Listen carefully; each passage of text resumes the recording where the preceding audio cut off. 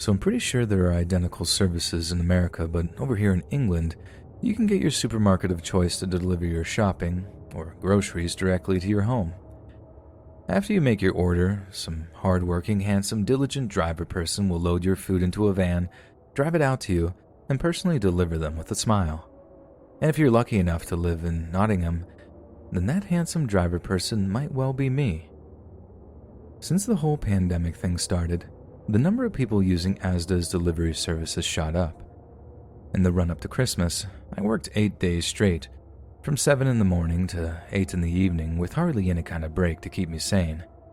It was exhausting, completely and utterly exhausting, and that's the insane level of fatigue I was feeling that takes the blame for the story I have for you today. So, as I'm making quite a large delivery one night, and the roads are pretty quiet, I see blue flashing lights in my rearview mirror. I give it a few seconds and the lights are still behind me, so obviously I pull over to the side of the road to await further instructions. It's about then that I realize that it's not a normal looking police car. It's unmarked, just this plain looking Renault Clio, and the guy that got out of the driver's side was wearing just regular civilian clothes. I lower my window to see the guy flashing a badge and an ID at me, but he's wearing a face mask for COVID, so it's not like I can see who it actually is anyway. But when the guy says drug squad and asks for my driver's license, I obviously comply. Undercover police are a thing after all, and a city like Nottingham has a lot of drug crimes, so I didn't think anything of the guy being in his own clothes. The guy runs a check on my ID, then explains that a big drug gang has been using professional couriers to ferry product around, and that he and his partner might need to search my rear storage. Obviously, I tell them I'll do anything I can to help, so I mask up, get out of the cab, and open up the rear storage of my van so the police can look around. As soon as the rear doors are open, I notice that the plainclothes officer who climbs into the back is being really rough with some of the produce. I don't say anything at first. I wouldn't dare start lecturing a policeman on how to do his job, especially when they were hot on the tail of some drug gang and seemed pretty agitated about it. His partner then asked me if he can search the cab of my van, so I open it up for him, and he too starts rummaging around the glove box and stuff, being just as rough and inconsiderate as the officer in the back. Again, I'm quite annoyed by this, and I wander around the back of the van to see how things are getting on, only to find the officer searching back there is in the process of basically ransacking the contents. He's shoving things off shelves, tossing fragile items out the back door. It was outrageous behavior. I finally find it in me to speak up and ask the officer in quite a loud but polite tone to please not be so rough with the produce. "Shut your mouth," was all he said in reply, without skipping a beat too. It was such a rude response that I was actually a little bit dumbstruck for a second. I dealt with some impatient police officers before, but this was something else entirely. I tell him there's no need for that kind of attitude, as I am being perfectly cooperative. But by that point, his colleague has joined me after searching the cab and decides to play the good side of this good cop, bad cop routine. He apologizes for the inconvenience, assures me of the importance of their work, and then says that he has to search me too, since I might be hiding something on me. By then, I was already late for my scheduled delivery, so that ship had sailed, so I figured I might as well just be a good little citizen and continue to help the police as much as I could. So then right there, parked up on a dark, deserted street, this masked-up officer starts frisking my pants and jacket for anything I should have on me. It was just like a routine stop and search at first, nothing out of the ordinary, but then the bloke asked me to take off my jacket so he can search it more thoroughly. Bear in mind, it's absolutely freezing out, so I'm not best pleased, but I still comply. He pats it down a bit, tosses it to the side, then tells me to take off my shoes. I shoot him this confused look, and he starts telling me how I could easily hide drugs or money inside my footwear. I'm coming to the end of my tether, but I do as I'm told, and that's when it all goes downhill. The police officer has my shoes in my hands. He walks around the back of me and starts putting me in cuffs. He tries to assure me that I'm just being detained and I'll be uncuffed once the search is completed, but his explanation does nothing for my nerves. I feel trapped. I'm starting to panic, and I'm starting to realize that something is horribly wrong with this whole encounter. I'm freezing. I got no shoes on. This police officer is leaning me back towards the van, and I'm just on the verge of kicking off. Then right as I say something about getting their badge numbers to make a complaint, the officer escorting me back towards the van shoves me to the ground and says something like, "Were you bollocks, mate?" I couldn't believe what was happening. Or maybe it was just that I didn't want to believe what was happening. Because as I get dragged back to my feet by an officer who has suddenly lost all airs of professionalism, it dawns on me that these two policemen aren't exactly who they say they are. And that's when the raw fear kicked in. Like I said, I'm handcuffed, freezing and shoeless, completely at these blokes' mercy, and to make matters worse, they start asking me questions that they're not liking the answers to. They start asking me where the money is, and I don't realize what they're asking for at first. And as if they still thought I was some kind of drug courier or something to that effect, I'm telling them that I don't know what they're talking about, that it's all online these days and there's no cash in the van.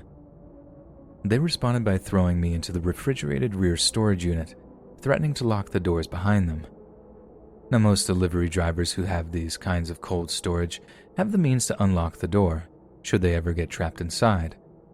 But I'm handcuffed, and my jacket with the keys in it is just lying at the side of the road. If they'd shut the doors on me, I might not be around to tell this story. I beg them not to shut the doors, and I know how pathetic I must have sounded because they just responded by bursting out laughing at me, mimicking my pleading in a horrifying display of cruelty and viciousness. They responded by pulling me out of the unit, me hitting the tarmac so hard I think I dislocated my shoulder, before absolutely kicking the life out of me as I was laying there groaning.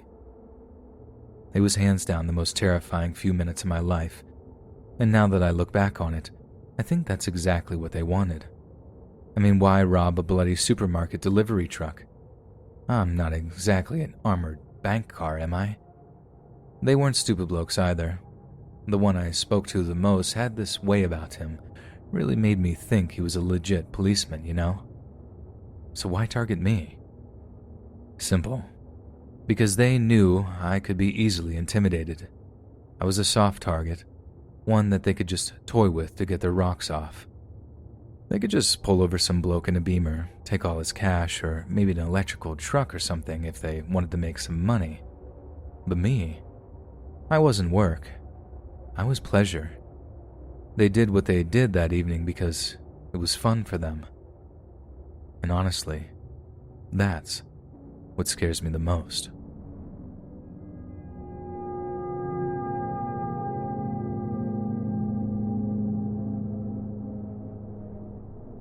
Back when I was in community college, I worked at this pizza place that was basically in the middle of nowhere.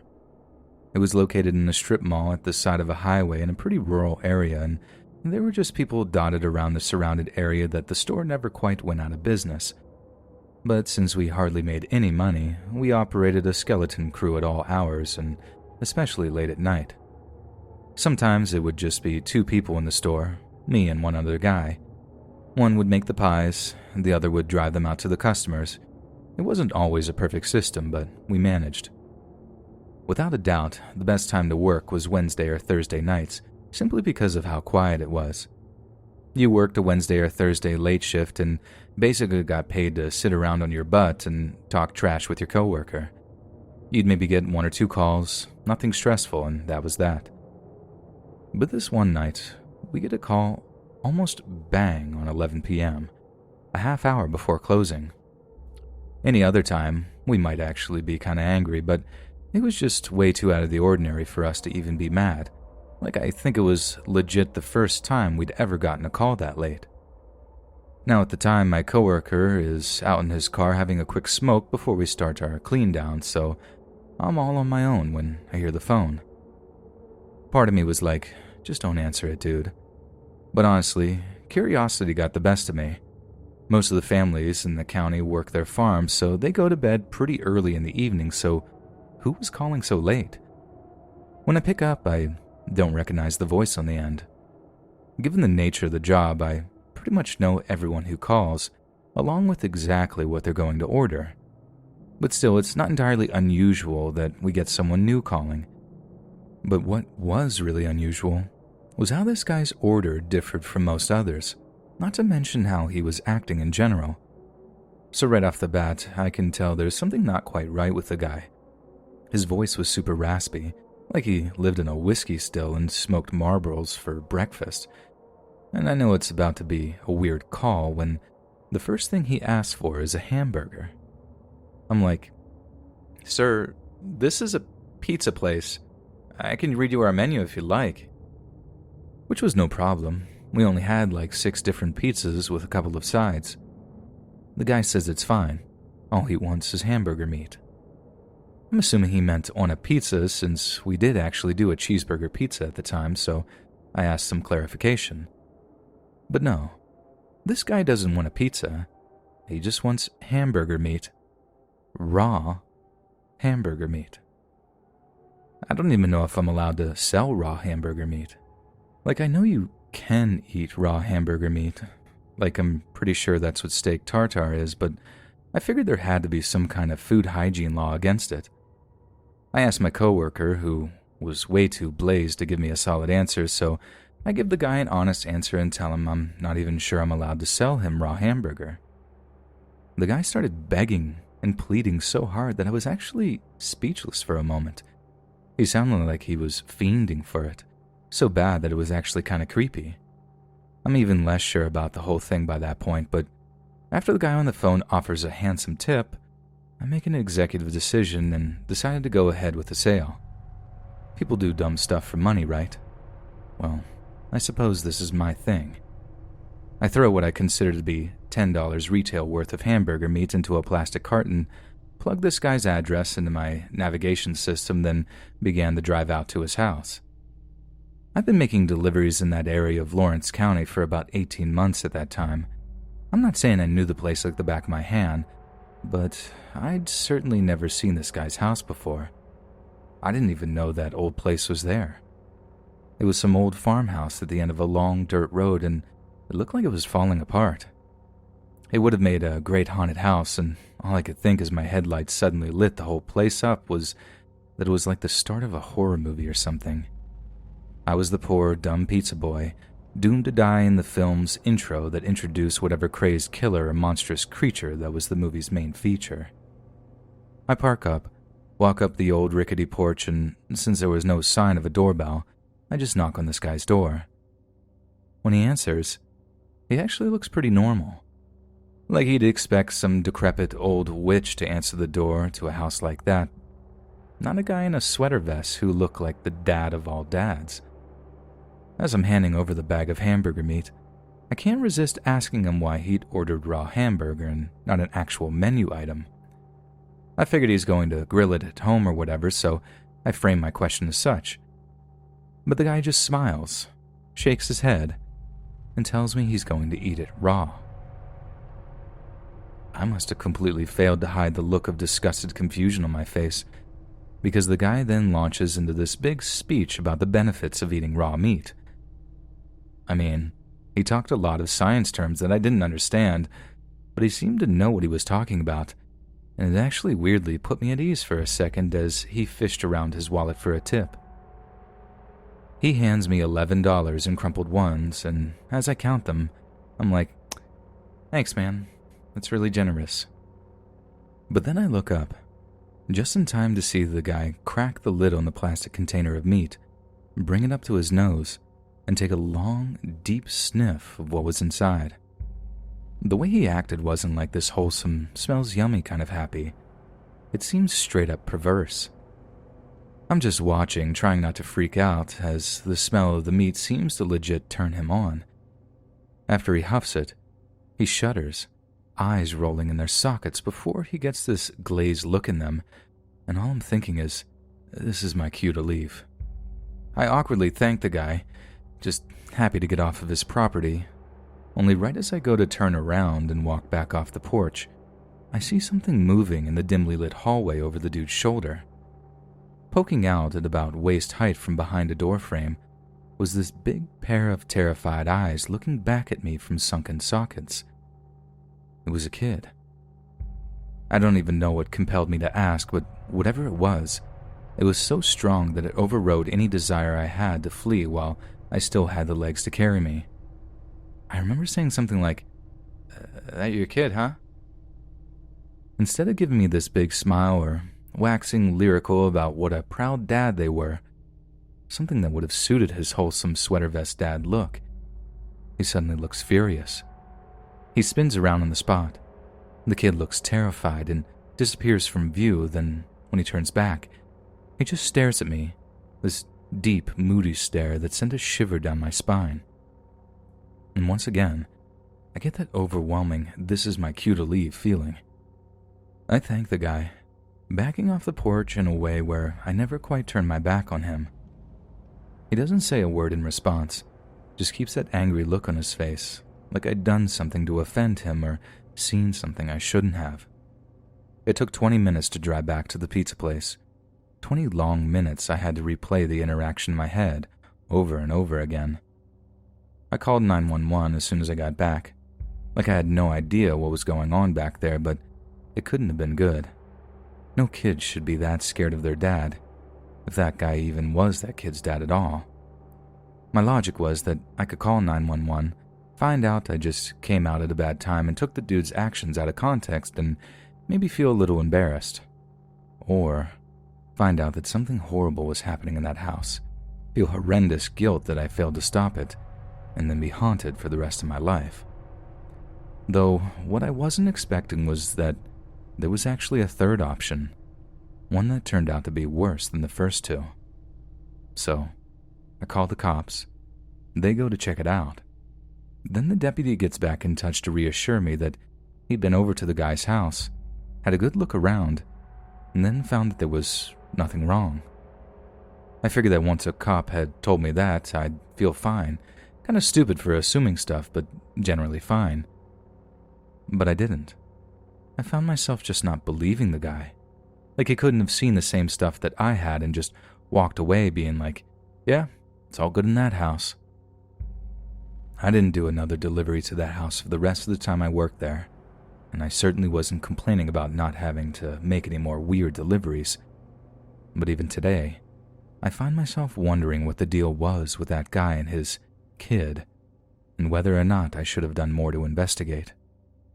Because the thing that haunts me the most is that there might be some kind of kid out there going through the most horrifying ordeal of their young lives, thinking like, why didn't that man help me? Why didn't that man help me?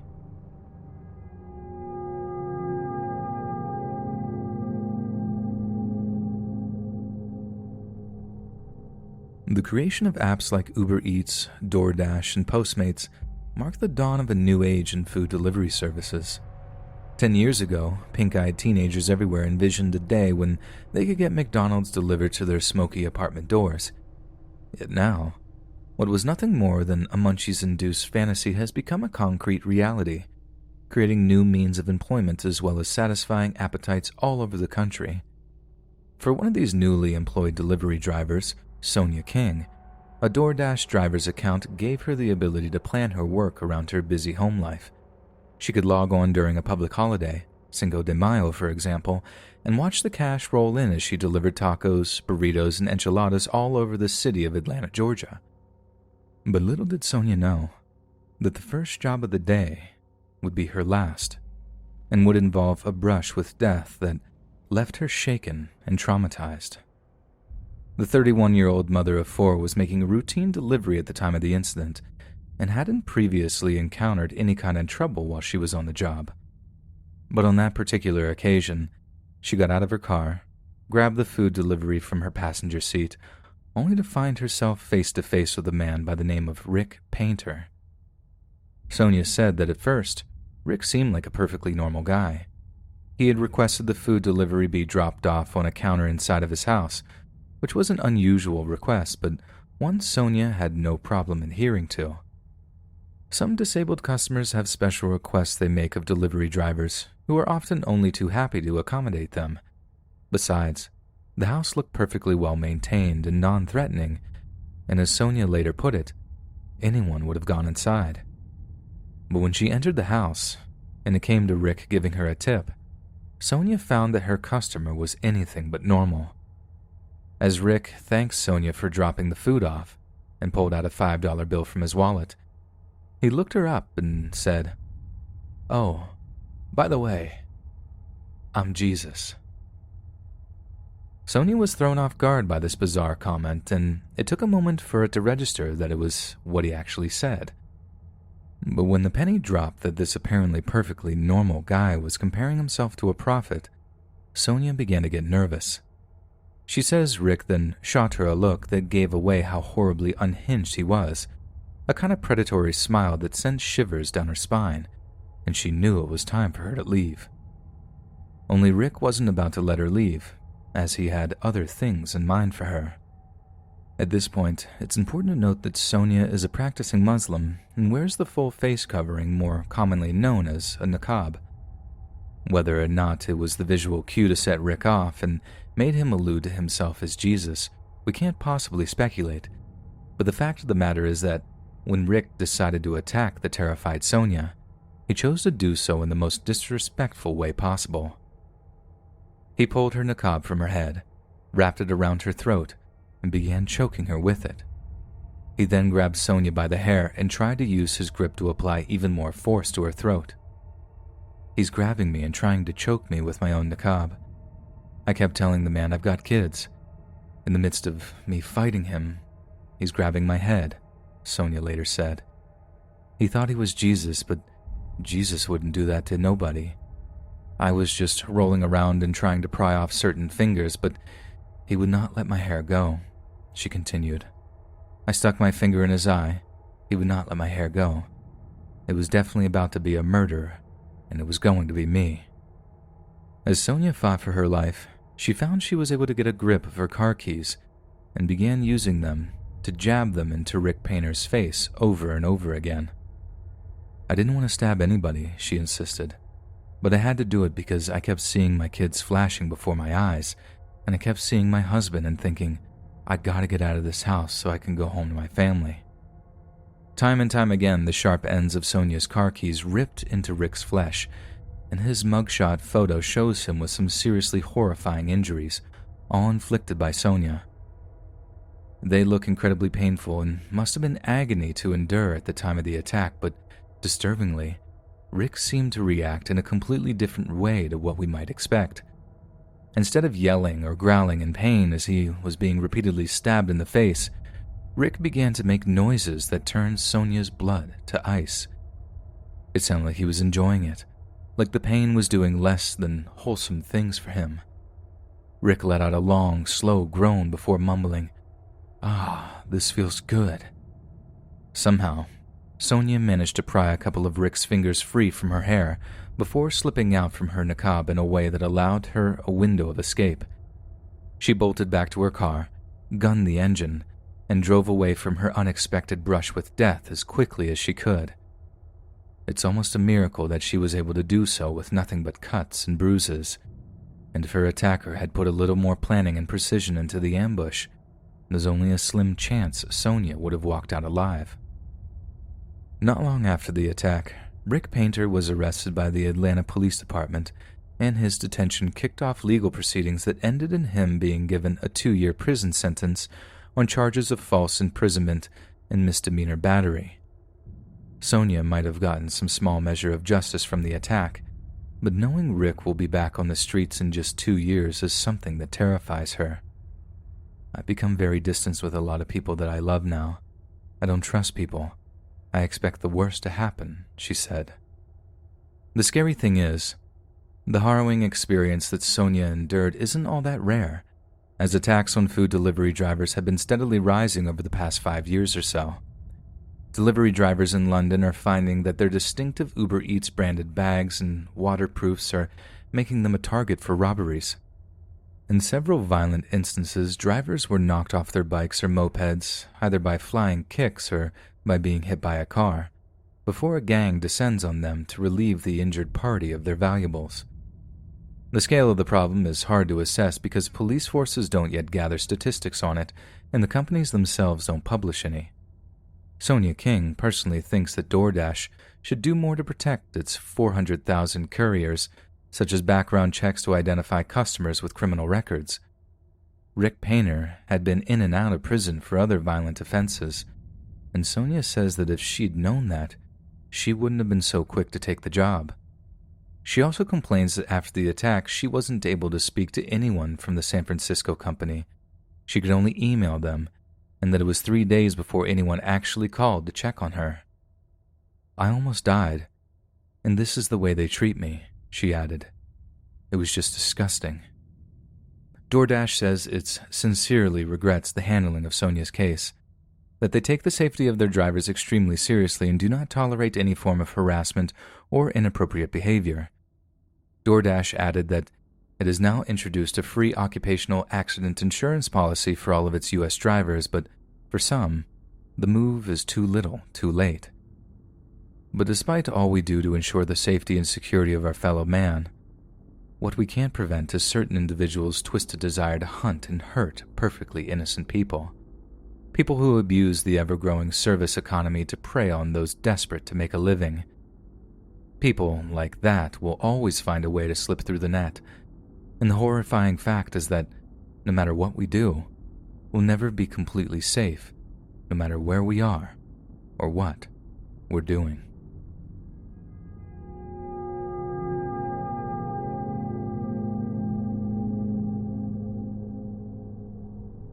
So, I had this part-time job when I was in high school, working as a pizza delivery driver for a large pizza chain.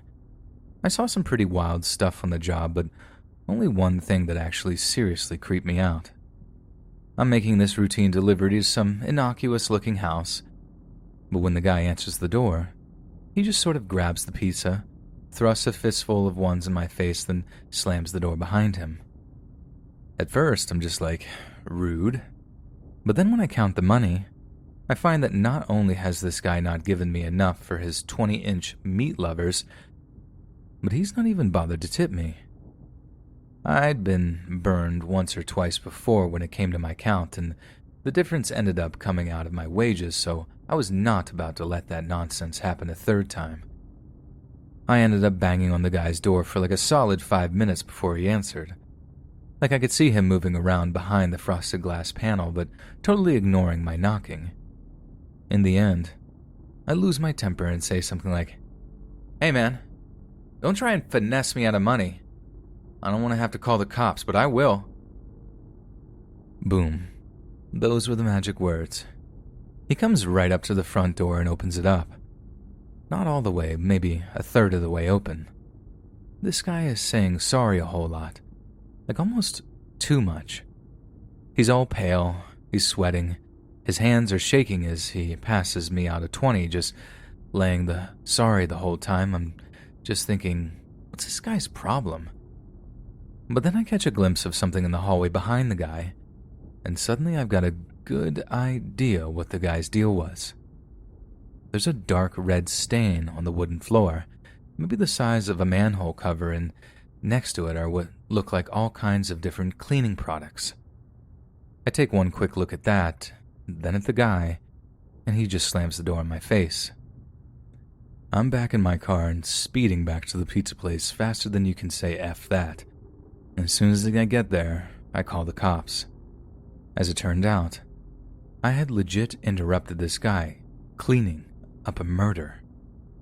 And from what I heard, the guy was having an affair with a high school girl that was like 30 years his junior. She's over at his place while his wife is out of town, orders pizza at some point, then before it even arrives, the guy kills her because she's threatening to ruin his marriage or something. He had no clue that she'd ordered the pie, panics when I show up at the door, and that's how he got caught. Crazy story, right? But for me, the craziest part isn't so much the whole murderous infidelity thing. It's that before she was murdered, this girl unwittingly kicked off a chain of events that would catch her own killer. I had to go to court a bunch of times too, since I was basically the case's star witness, and it was so freaky seeing that guy looking at me when I talked to the prosecutor. He'd literally killed a girl with his own hands, and there he was, giving me Death stares. Like I said, I've seen some wild stuff working pizza delivery, but only one thing that gave me nightmares. That guy's eyes.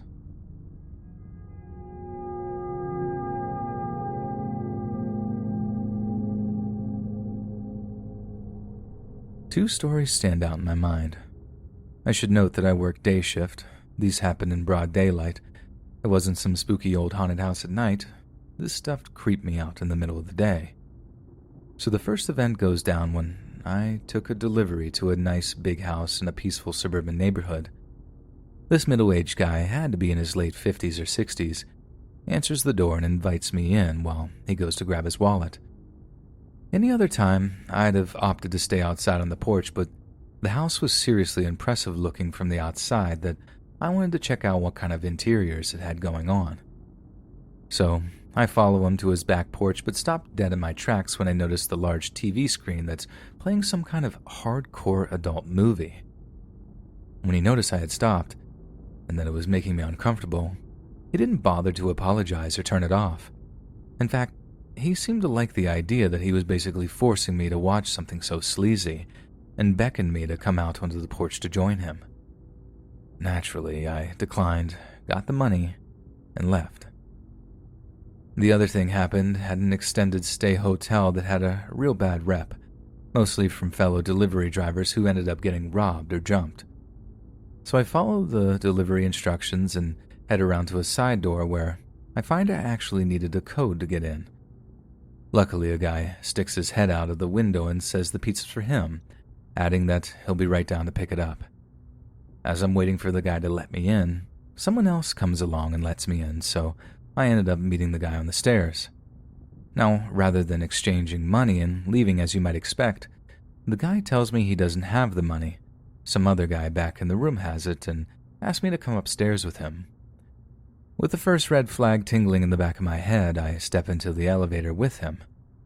The doors close and he says something to the effect of, "Hey, check this out," and begins to lift his shirt. Second and third red flags here. Under his shirt, he's been wrapped with bandages around his stomach. I'll save you the graphic details, but it was obviously a bad wound, a stab wound if I had to guess. He proceeds to confirm that he was in fact stabbed the other night, and that it was on the news and that I might have seen it, and after a pause in the conversation, that it hurts a lot. With the most awkward silence ever, we step off the elevator, go to his room, and he pops inside before coming back to invite me inside. Now, two thoughts go through my mind. Either this is the dumbest setup for a robbery I'd ever seen, or the couch guy is really, really lazy. I eventually settle on the fact that if this were a robbery, the guy probably wouldn't have advertised this gaping stab wound, and I kinda wanted to meet the laziest man in the world. So I step in the door, careful not to let freshly mixed stab wounds get my back. Inside, there's an older white-haired man on the couch and a young tweaked-out girl. The man hands the money to the girl, and naturally, it's a $100 bill, and that's the only cash he has. So reluctantly, I make change for him out of my own money, conclude the transaction, and hastily retreat from what I can only assume was some kind of meth house.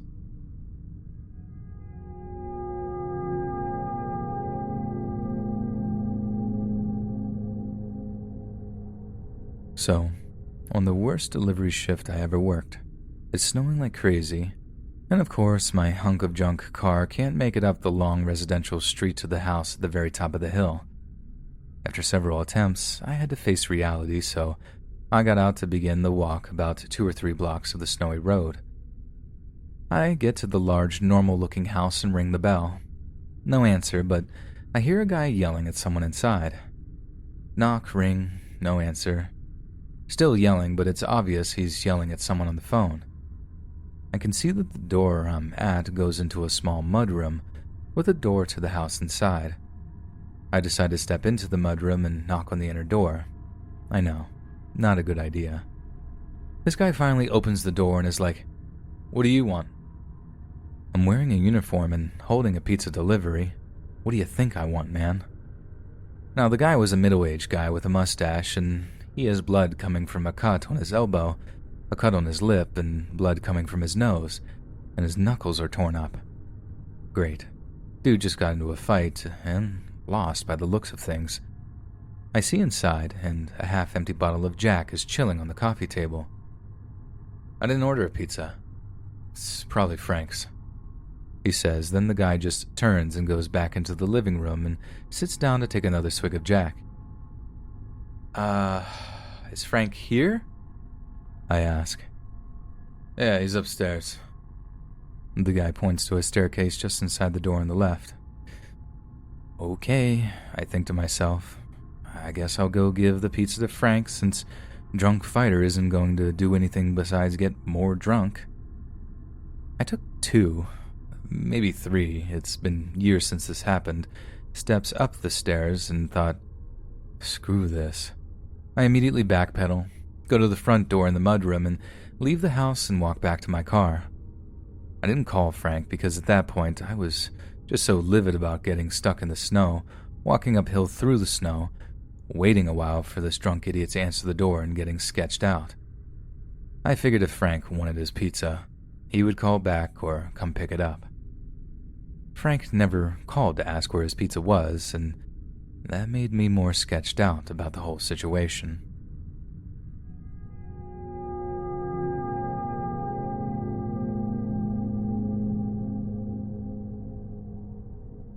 On the night of the 27th of October, 2013, Tavisha Paris was working his final shift as a pizza delivery driver.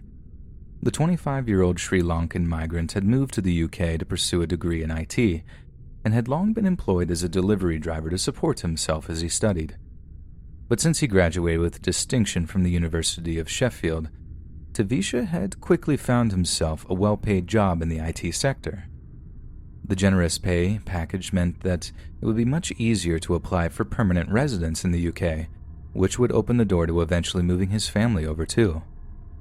His boss was sad to see the back of such a hard-working young man go, but also happy to see Tavisha moving onward and upward in his chosen career path. All he had to do was work one more shift, just one more night, and he'd be starting off his new life as a white-collar professional.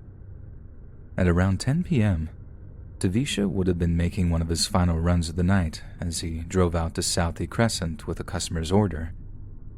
As he parked his car, unfastened his seatbelt and opened the driver's side door, Tavisha was greeted by the looming figure of 25-year-old Qasim Ahmed. Qasim wasn't the one who ordered the pizza, but still wanted something from the delivery driver, his mobile phone. Tavisha saw a flash of steel in the dim streetlights as his mugger pulled out a knife and threatened to stab him if he didn't hand over his phone.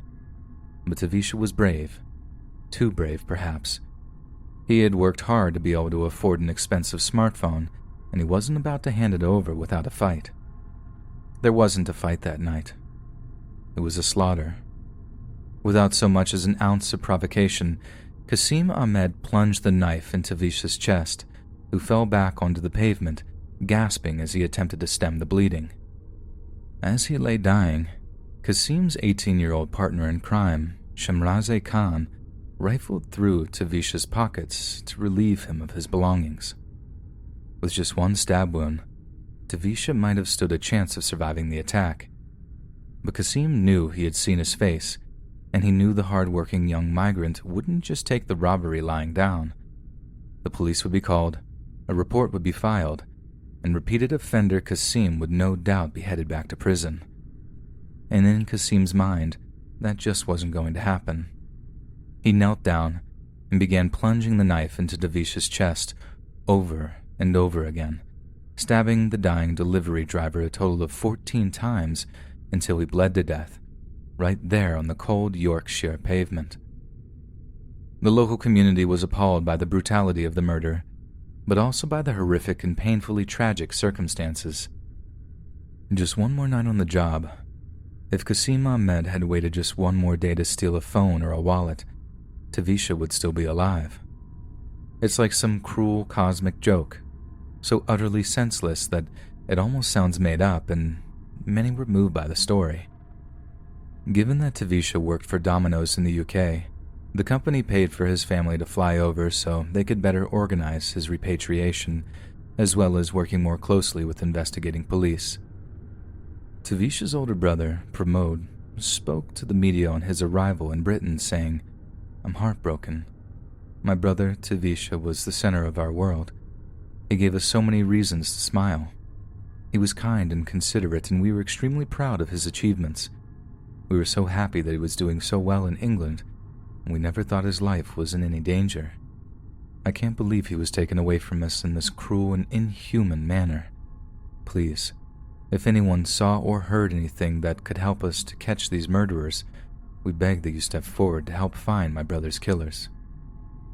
But it wasn't long before Tavisha's killers were found. As it turned out, Qasim Ahmed had stolen the cell phones of 2 young women at knife point just an hour before he murdered Tavisha, and he'd been stupid enough to do it in downtown Sheffield, a place that's practically covered in CCTV cameras. Police tracked him down as a part of their theft investigation, only to find that Qasim was in the process of disposing of clothing that was soaked in blood of his victim. He was arrested and charged with murder, and would go on to be sent to prison for a minimum of 24 years. But 24 years seems like far too lenient a sentence for someone willing to take the life of another human being for nothing more than a mobile phone. And it seems like the only justice for a person responsible for such a cruel cosmic joke, who fabricated a scenario that would horrify all who heard it, deserves to go to prison for much, much longer than just 24 years.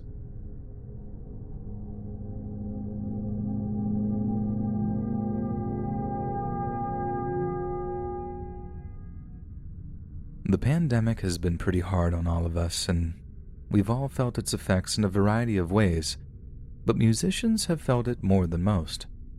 I don't mean to throw myself a pity party or anything. I know there are older folks who are actually fearing for their lives, so I've counted my blessings plenty of times. But for most of my friends, the pandemic just meant working from home or taking a long paid vacation. For me, it meant work dried up entirely. As a professional musician, I've been playing music both solo and with bands for most of my adult life now. It's fun, but it can be really tough on occasion, and this pandemic has been the toughest time I'd ever experienced. I had to do something, anything to pay the bills, so when the drummer in my band said that he was making some pretty decent money for working for Postmates, it immediately sparked my interest. I think the real selling point was how it had benefited his health. Us musicians tend to be much more familiar with a bottle and a glass than an elliptical machine, so riding a bike and getting paid to do it seemed like a great way to get back into a fitness regimen. So, dust off my young brother's old mountain bike, oil up the gears, get myself a Postmates driver's account, and I'm pretty much ready to go. I mean, it's kind of messed up that there were no background checks or anything. Like, I literally could have been anyone, but hey, I wasn't complaining at the time. I needed the money, I needed it bad, and there were much worse things than delivering acai bowls that I could be doing. But being a delivery driver brought a whole host of new occupational hazards, and there was one particular incident in the summer of last year that I've thought about almost every single day since it happened. So, I get this one job delivering Thai food over to a place in Brentwood, just this little single-story house that barely stood out from the rest. Postmates has us doing the whole contactless delivery thing by that point, but I always used to hang around just to make sure whoever it was got their food. Sometimes you had some pretty elderly people ordering from us, since some didn't have any other means of getting food without exposing themselves. It meant a lot to me to know that I was helping like that, even if it was in such a small way. Anyway, the dude comes out to get his food, and he's not nearly as old or infirm as I first expected, but he does look tired. And not just like my neighbor's dog was barking last night kind of tired. He looked like he was over his own life, just a deep exhaustion set into his eyes. He thanked me through his mask and told me Postmates had been a godsend since his wife left. I could relate hard to that. My long-term girlfriend had left at the start of the pandemic too. She just couldn't handle the stress.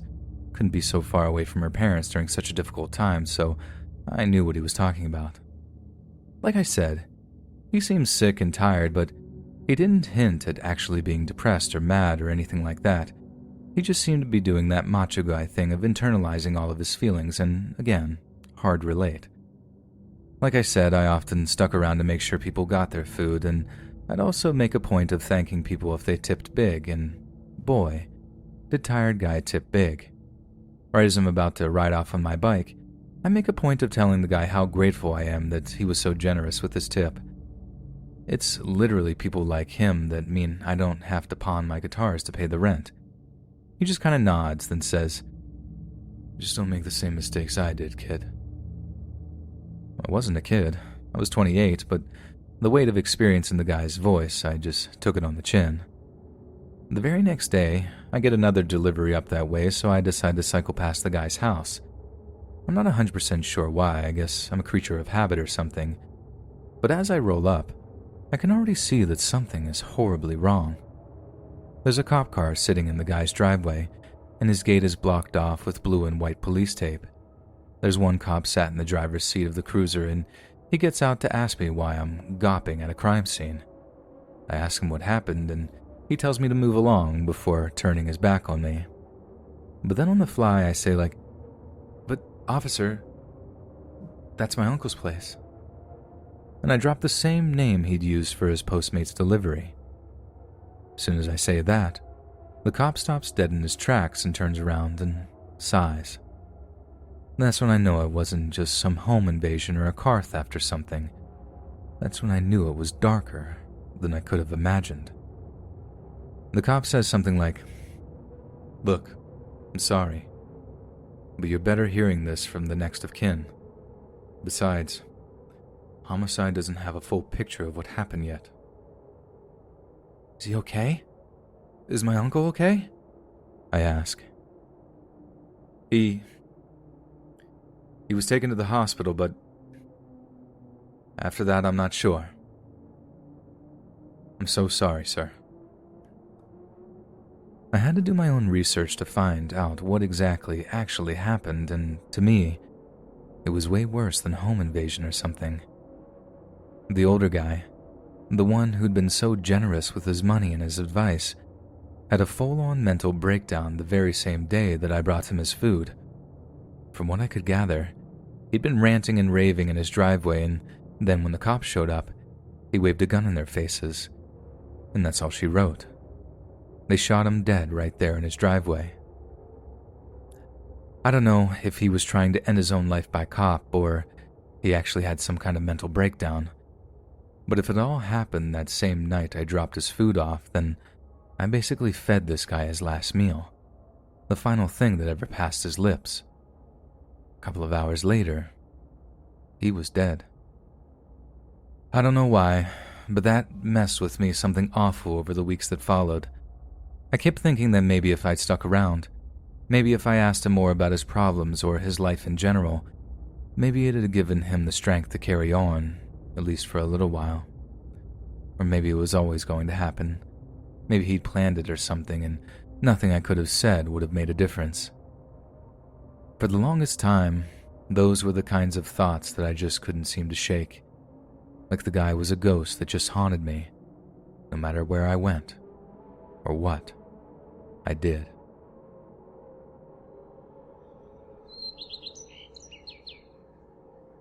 Hey friends, thanks for listening. Click that notification bell to be alerted of all future narrations. If you got a story, be sure to submit them to my subreddit, r/letsreadofficial, and give and receive feedback from the community, and maybe even hear your story featured on the next video. And join a live stream and catch an invite to my Discord. And if you want to support me even more, grab early access to all future narrations for just $1 a month on Patreon, and maybe even pick up some Let's Read merch on Spreadshirt.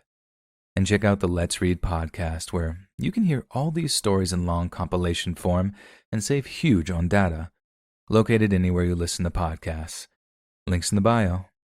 Thanks so much, friends. And remember, Yamete Kadasai.